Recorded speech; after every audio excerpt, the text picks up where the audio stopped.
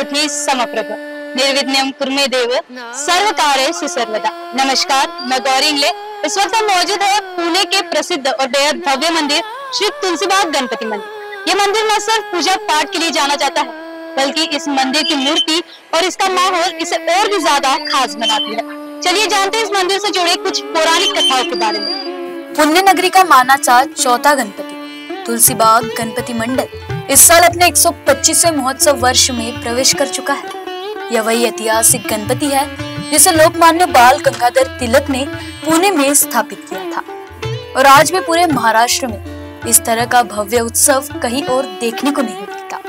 पुणे के भव्य और वैभवशाली विसर्जन मिरवणूक में इस गणपति को मानाचा चौथा स्थान गौरव प्राप्त है। खासियत यह है कि 14 फुट ऊंची विशाल मूर्ति इस मिरवणूक में शामिल होती है, जिसे देखने के लिए हर साल लाखों भक्त उमड़ पड़ते हैं। तुलसीबाग गणपति मंदिर की गिनती पुणे के सबसे पुराने मंदिरों में होती है। ये मंदिर 1800 के दशक के है। इसकी स्थापना लोकमान्य तिलक ने की थी। तुलसीबाग मंडल की एक और विशेषता ये है कि यह इलाका महिलाओं का मायका माना जाता है। यहाँ खास तौर पर गणेश उत्सव के दिनों में खरीदारी के लिए भारी भीड़ जमा होती है। इस कारण दर्शन के लिए भी अपार भीड़ उमड़ पड़ती है। इस भीड़ को नियंत्रित करने के लिए पुलिस प्रशासन और मंडल के कार्यकर्ताओं मिलकर खास व्यवस्था करते हैं।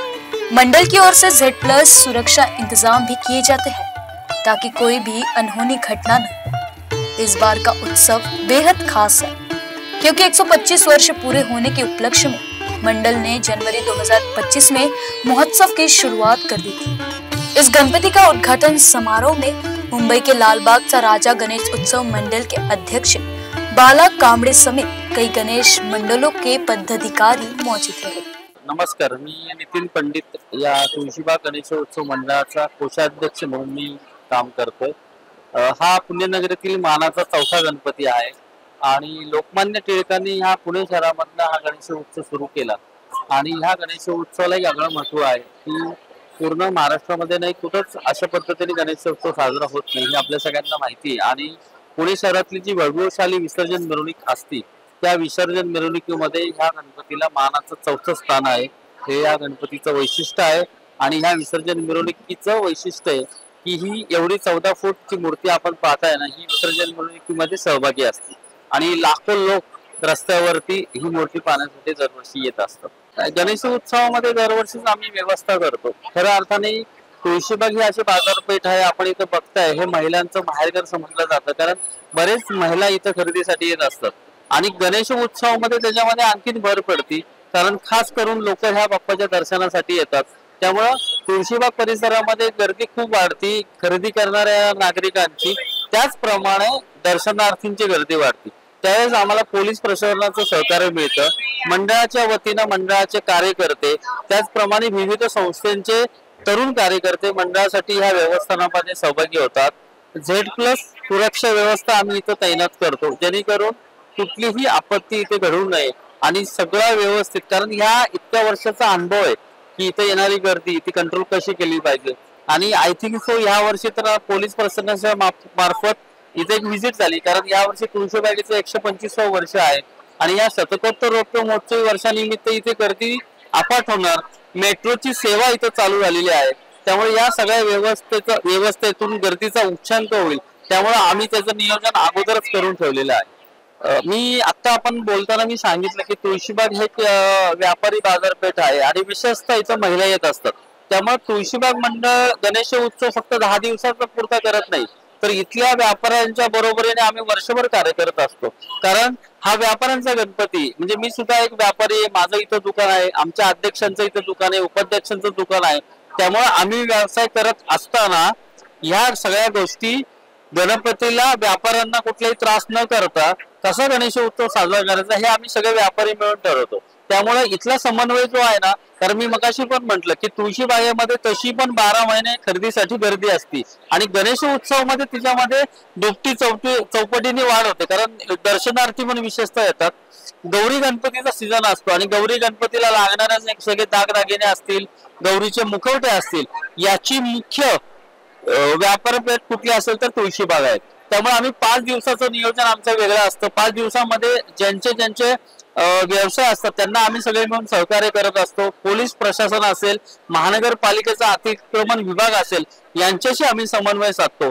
आणि 5 दिवसानंतर जसे गौरी गणपतीचं विसर्जन झालं तर या लोकांचे व्यवसाय पूर्ण झालेला असतो.